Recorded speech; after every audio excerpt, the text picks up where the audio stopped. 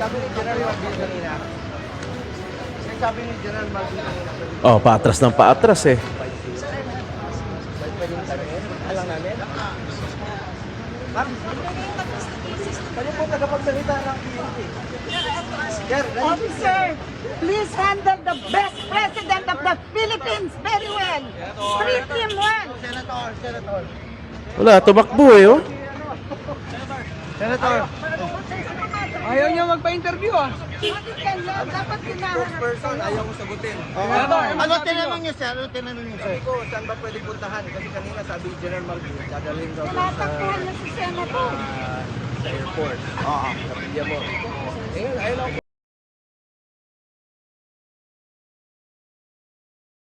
Tunay na balita, walang kinakampiyan, sumasalamin sa katotohanan lamang. Magandang araw mga kayon. March 11, araw ng Martes sa Pilipinas. Eto na. Hindi sana ako mag-a-upload. Diba sabi ko sa inyo, busy ako. Magsusundo na ako.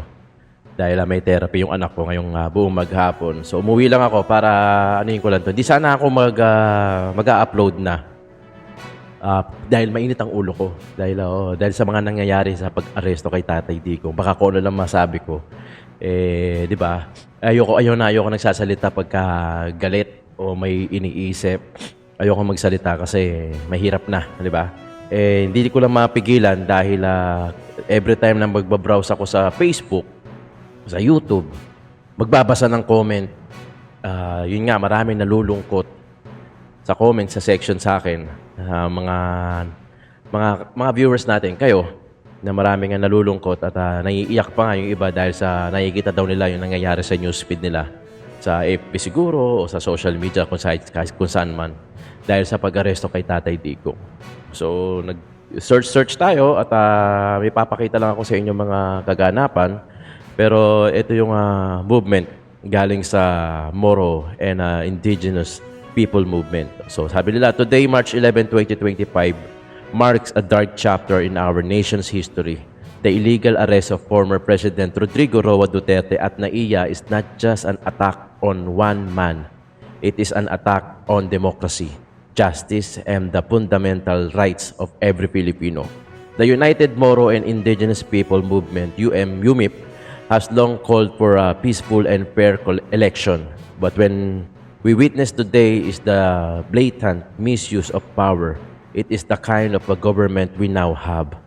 One where the law bends for the powerful and the rights of individuals are transferred upon. Where is justice? Where is the love for our country? Former President Roa Duterte may stand as an opposition, but respect and due process should never be disregarded. No Filipino, no leader who has served this nation deserve to be treated unjustified. The rule of law should serve the people, not the greed of those in power. Totoo. We, the Moro and Indigenous people, stand firm in our call for a just and fair government. We condemn this abuse and authority, this political persecution, disguised as legal action. We demand transparency, accountability, and the return of dignity in governance. To the PNP and those power, remember the hands that once lifted you, the leadership that once stood for you, for your welfare. Do not be blinded to the consequences of injustice. Serve the nation with dignity, not as tools for the hunger of those who seek absolute control. We call on every Filipino, regardless of the tribe, faith, or political belief, to open their eyes. This is no longer just about one man. This is about the future of our democracy. Let justice prevail. Let fairness rules. Let the Philippines rise above. Yan ang sinabi ng Moro and Indigenous People Movement. Nakakalungkot, no? Nakakalungkot. Kaya yun, actually, wala rin akong gana eh. Ang dami pa nangyari. Naka-live din si Bongo. Binasahan ni Torre ng Miranda rights si PRRD. Ito ata yung sunod. Panoorin natin. Arrest issued by the ICC for crimes against humanity. Sir, you have the right to remain silent. You have the right for counsel of your choice. Or detention and the basis for detention. So, what is the law and what is the crime that I committed? Show to me now the legal basis for my being here. As apparently I was brought here not of my own volition. It's somebody else's.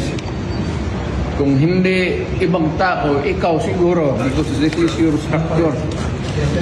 So you have to answer now for the deprivation of liberty. Tito General naman kayo. Alam naman na hindi man lang siya na-serve kung anong kaso kung sinacharge sa kanya ngayon. Hindi niya alam.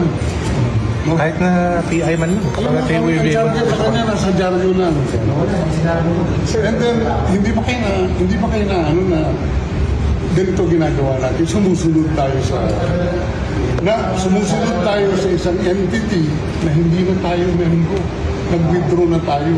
And yet, sir, you are the Prosecutor General. Yes. You know how to exercise due process. Before you can even file charges, you have to file a complaint. We have to file a counter affidavit. Without doing those procedural process, here we are, being issued a warrant of arrest, questionable warrant of arrest. Ano naman to, sir? There's naman doon blooper, puro pagdating sa trial yan, tatawagin kita sa witness stand. Sabihin ko, you're the person who arrested me. May I know the reason why? Have you read the documents? Or at least, have you read the case?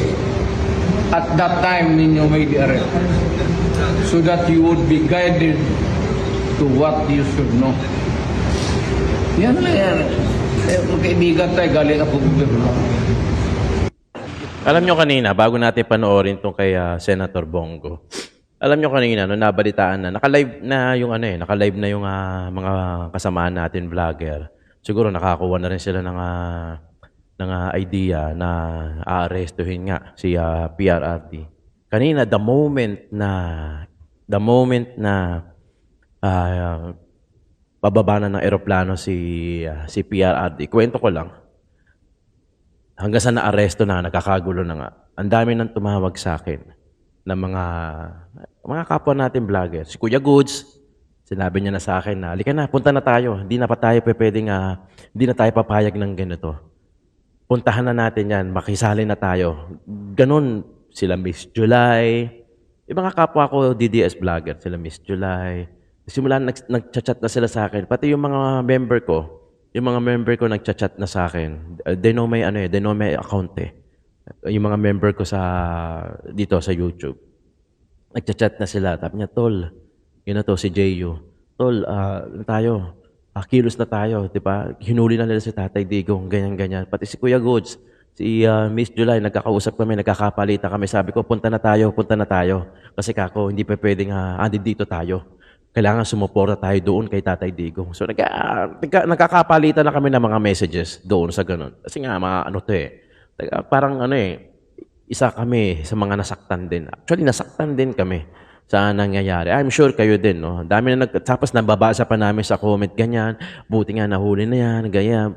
Nahuli na rin yung Verdugo, yung ganyan. Ang tanong ko sa inyo, sino ba naging magaling na presidente sa inyo? Di ba? Sino ba? Sino ang magaling na presidente sa inyo? Etong kasalukuyan? O yung mga nakaraan? Sino ang naging... Sagutin nyo, may umasenso ba? Doon sa mga previous na presidente natin? Umasenso ba ang Pilipinas? Kahit konti? Dama pa rin yung hirap. Kay Tatay Digong sa war on drugs. Palibasa kasi hindi kayo direct na affected eh. Hindi siguro kayo napagtripan ng addict. Hindi siguro na-rape yung isa sa mga kapamilya nyo, relatives nyo, ng mga addict, na hold up, na hablutan. Siguro nakatira kayo sa mga mamahaling subdivision kung saan bihirang-bihira lang yung mga addict. Dito ramdam namin. Ramdam namin yung ginhawa simula nung si Tatay Digong humawag sa war on drugs. Kunyari pa kayo eh. Di ba? Pero nung war on drugs, every time na babanggitin ni President Roa Duterte yung about sa war on drugs, isa kayo sa mga nagpalakpakan, isa kayo sa bumilib, isa kayo sa humanga na talagang kung paano hulihin, paaminin yung mga drug addict, nabawasan, kung paano natin nalaman na sa hinatong lugar meron parang laboratory. Di ba? Isa kayo sa mga pumalakpak, isa kayo sa mga bumilib, tapos ngayon, comment kayo. Di ba? Buti nga, nahuli na din sa wakas. Sabi nyo pa na buti, naging ito best news ever. May mga ganun pa. Maraming natuwa sa pagkahuli ni Tatay Digong. Pero sa atin kasi, talagang para tayong namatayan ng pamilya. Alam mo yun, kasi tatanungin ko sila di ba? Tatanungin ko sila. Sino ba ang naging magaling na presidente sa inyo? Hindi naman nila matanong. Ay, hindi naman nila masagot. Di ba? Every time na tatanungin, ano ba? Kung talagang kinamumunihinyan, kung talagang galit kayo kaya Rodrigo Roa Duterte, huwag kayo kumuha ng passport na may 10 years na expiration. Huwag kayo kumuha ng driver's license na may 10 years na expiration. Dapat ganun, di ba? Dapat ganun pagka talagang kinasusuklaman natin yung tao. Ultimo yung mga project niya, yung mga nagawa niya, hindi natin tatangkilikin. Di ba? Baka mamaya, yung mga nagko-comment dyan, ang passport mo, 10 years ang expiration. Yung mga nagko-comment dyan against kay PRRD, baka mamaya yung driver's license mo, 10 years ang expiration. Isa ka din sa nakinabang doon sa mga ginawa ni Rodrigo Roa Duterte, tapos ngayon, ganyan ang comment nyo. Sino ba ang magpresidente nyo? Sino ba ang magaling na presidente nyo? Na nakita nyo guminhawa ang Pilipinas, na nakita nyo natakot yung mga pulis, yung mga senator, natakot yung mga politisyan, natakot yung mga artista kasi pagka user ka, pagka pusher ka, talagang yari ka, timbog ka talaga. Kasi talagang ganun kaigting ang war on drugs noon. Di ba? Ito, panoorin natin, Senator Bongo, kung paano siya iwasan ng spokesperson ng PNP. Senator na yan, iniiwasan. Senator Hindi na ako yan. pinansin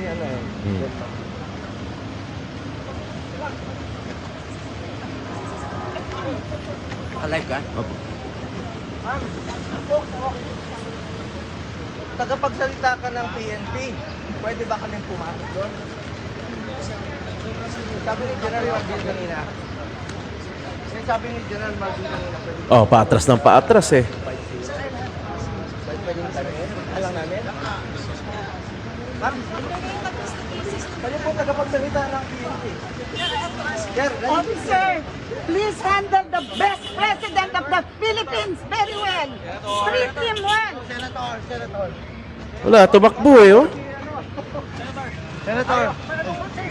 Ayaw niya magpa-interview Bakit ganyan? Dapat kinaharap. Spokesperson, ayaw ko sagutin. Ano tinanong niyo, sir? Sabi ko, saan ba pwede puntahan? Kasi kanina sabi ni General Martin, dadalhin daw doon Tinatakbuhan niya si Senator. sa airport. Oo. Sa media mo. Ngayon, ayaw lang ko sa atin. Iniiwasan lang, oh, di ba? Sir, hawak na po nila. Hawak na si PRRD. Hawak na ba nila si PRRD, sir? Senator. Grabe. O to, basahin natin. Isa rin to. Grabe, di ba? Senator, Bongo, tatakbuhan na yung di ba? Ganun yung pag-iwas, walang clear na instruction kasi talagang walang hindi communicated eh. Ultimo yung dapat ganito papaliwanag nyo. Yun, hindi na ituro no. O isa sa mga natuwa, Senator Risa Hontiveros, former President Duterte arrested. O sumakay din to. Dumating na ang araw na hinihintay ng pamilya ng libu-libong Pilipino na napatay sa madugong tokhang ni dating Pangulong President Roa Duterte. Pinangahawakan ko ang mga sinabi ng dating Pangulong Duterte under oath na haharapin niya ang kaso sa International Criminal Court. Sana bilang abogado, siya ay sumunod sa mga proseso nito. I also hope that Malacanang will honor its word and accede to all requests of the ICC through the Interpol. and ensure that the justice will run its full course. The thousands of Filipino people killed during Tokhang were not murdered by one man alone. Sana ay simula pa lang ito ng pagkakahabol sa lahat ng mga opisyal at kawani ng gobyerno sa responsible na pagpatay sa inosente at walang kalaban-laban. Doon nila tinignan, di ba? Paano naman yung mga nabiktima, napatay, ni-rape ng mga addict dahil lulong na lulong sa drugs? Ano ba talaga ang gusto nyo? Di ba? Ano ba talaga ang gusto nyo? Alagaan natin yung mga addict? Supplyan natin ng mga drugs? Di ba? Nakakaano tong gobyerno, nakakatanga. Ito yung masasabi mo na naayaw mo na sa Pilipinas. Wala na, ano na to. Pag hindi nyo pa pinanalo tong PDP laban na to, pag hindi nyo pa binoto to, wala na mangyayari talaga. Paggrabe lang ng paggrabe.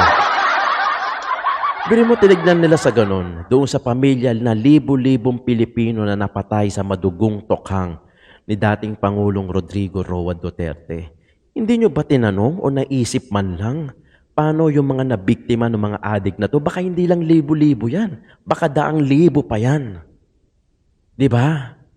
Ano ba ang gusto nyo gawin natin? Alagaan natin yung mga addict na yan? Supplyan natin ng maraming drugs para tumaba, pumayat lalo? Hindi ko na talaga maintindihan no? Hindi ko na talaga maintindihan. Pasensya na mga kayo na. Kasi hindi ko talaga magets. Bakit parang sinusuportahan nila yung mga addict? Sinusuportahan nila yung mga drug lord, yung mga drug pusher. Nang sa ganun, may manatili pa rin sila dyan. Palibasa sila kasi, siyempre nasa mamahaling subdivision sila. Hindi nila nakikita yung mga addict. Hindi nila nakakasalamuha araw-araw, nakikita kung paano mag-abutan, kung paano yung hindi siguro nakakapanood siguro to ng mga negative na balita na addict, pinamaril ng pulis, namatay, ng rape. Siguro hindi nila napabalitaan yung mga ganon. Kaya parang wala lang sa kanila. Well, sa atin, sa mga regular o hindi naman ganong kayaman, from nakakaluwag-luwag pababa, na araw-araw nakikita natin, nakakapanood tayo, nasasaksiyan natin sa mga harap ng mga mata natin kung paano may nag-hold up, kung paano ni-rape yung addict yung ganito. Yung mga magulang na umiiyak na nabiktima, yung anak nila ng addict na naging rapist na rin, ng mga pusher na yan, ng mga addict na yan. Yung ba hindi kasali yun? Hindi ba natin titignan sa ganung paraan? Ang tinitignan lang natin dito, yung nabiktima ng Tokhang, na libo-libo. Paano yung mga nabiktima ng mga addict? Hindi rin natin titignan ng ganun. Sobra no? Sobra yung gobyerno. Kaya ayokong ayokong mag-record ayokong mag-upload. Napipilitan lang ako kasi gusto ko kumalma muna, mag-isip-isip muna Kaso, kailangan ko mag-react, kailangan ko sumuporta. Paninindigan ko to. Regardless kung ano yung emotion ko, kailangan naharap ako sa inyo na may ibabalita ako. Di ba? Kasi kahit na nakakapunyeta itong Pilipinas, itong gobyerno natin. Di ba sabi ko lagi, parte tayo ng gobyerno na tayo, everyone counts. Everyone may pakialam. Pero eto mga to, yung nakikita mo, yung mga nagko-comment ng gano'n, nakakawalang respeto, nakakawalang gana kung paano nila tignan yung Pilipinas, kung paano nila tratuhin. Di ba? Yung BICAM report, sobra-sobra, harap-harapan, pangkagago, pangnanakaw. Yung PhilHealth, tinanggalan nila ng pondo para sa mga mahihirap. Yung mga mayayaman, hindi naman gumagamit ng PhilHealth yan. Sorry doon sa mga mayayaman na gumagamit ng PhilHealth kung na-example ko pa kayo. Sorry. Pero ang ibig ko lang sabihin, hindi lahat. May mga mayayaman talaga. Yung mga mayayaman na hindi naman gumagamit ng PhilHealth Di ba? Pero yung mga nakakaluwag-luwag, yung mga pababa, mahihirap. O sabihin natin, may mga mayayaman din na gumagamit ng PhilHealth. Sorry, hindi ko intention na i-include kayo, gawin kayo example. Mas madali lang kasi, mas maintindihan lang kasi. Yung mga iilan na mayayaman, hindi naman gumagamit ng PhilHealth Kaya sabihin natin na hindi sila affected kung wala man budget o siniro man yung budget ng PhilHealth. Di ba? Pero para doon sa mga gumagamit, yun na lang, sa gumagamit ng mga PhilHealth, mayaman man, o halo-halo na mayaman man, mahirap man, o nakakaluwag-luwag, na gumagamit ng PhilHealth na gustong makasave kahit konti, di ba? kahit konti na gusto makasave ng pera.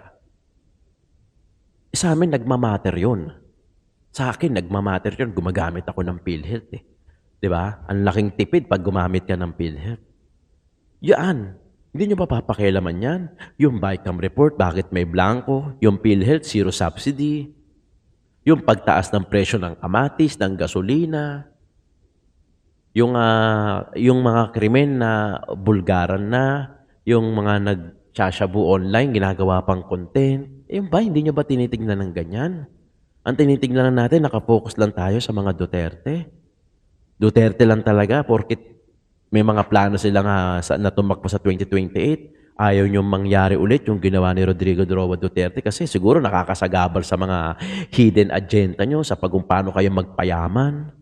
Di ba? Kasi pagka mga Duterte na nakaupo, hindi kayo makakaporma.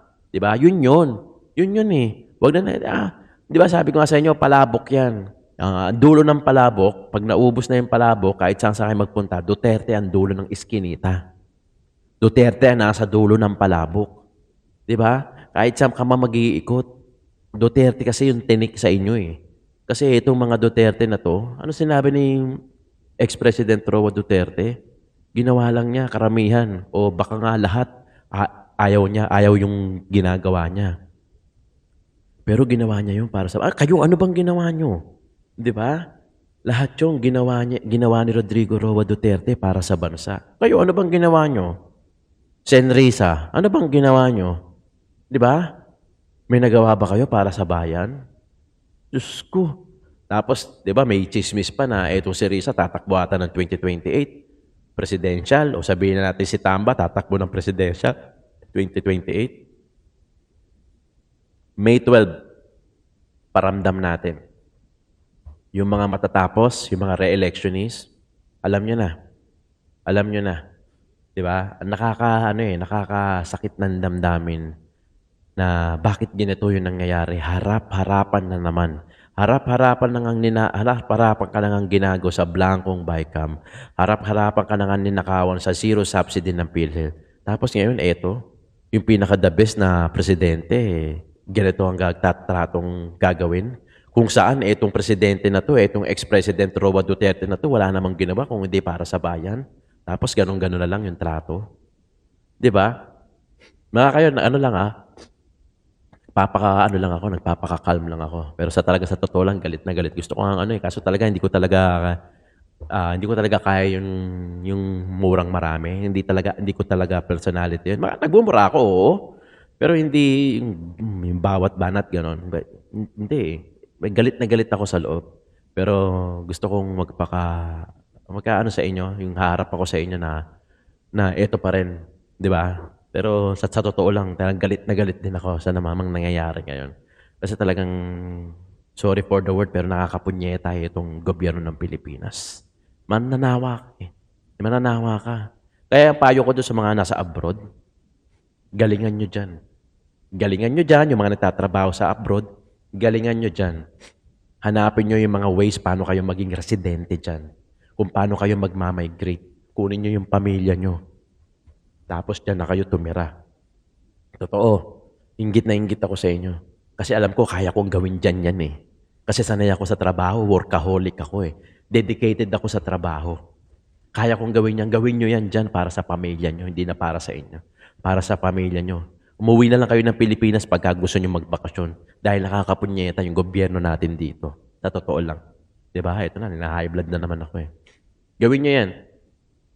Sa amin, nandito sa Pilipinas, wala eh. Sorry na lang kami. Eto na lang talaga. Lalaban na lang kami nandito na lalaban. Siguro naman kahit papano. Alam ko naman, medyo may lapses din yung gobyerno nyo dyan sa ibang bansa. Pero syempre naman, di naman siguro gaya na ito sa atin. Di ba? Kasi dito sa atin, talagang harapan. Eh, dyan siguro, baka alam mo yun, depende naman sa bansa, di ba? Ako, napunta ako ng Singapore for a week. Talagang nagustuhan ko eh. Medyo bata-bata pa ako. Sabi ko, ang pangarap ko makapunta ng Singapore, Japan. Talagang kukunin ko yung opportunity na yun na makapag-migrate dyan, kung ano man yung mga requirements dyan. Tapos kunin ko yung pamilya ko. Tapos wala nang uuwian. Di ba? Diyan na lang ako magpupolitika. Diyan na lang ako magpa-podcast. Diyan na lang ako magtatrabaho. Hanggang sa mamatay ako. Basta maayos yung pamilya ko. Ganun. Di ba? Dito, wala. Sorry. Grabe mga kayon. Grabe tong araw na to. Di ba sabi ko sa inyo, busy ako ngayong araw na to. Umuwi talaga ako eh. May 3 oras pa naman na therapy yung anak ko. Umuwi talaga ako para makapag-content. Upload ko to mamayang gabi. Maraming salamat mga kayon. Pasensya na, abangan nyo ang ating mga balita ngayong araw na to. At sa susunod na araw, kung ano man yung mangyayari dito sa kay Tatay Digong. Maraming salamat, Issue ng Bayan, ating pag-usapan.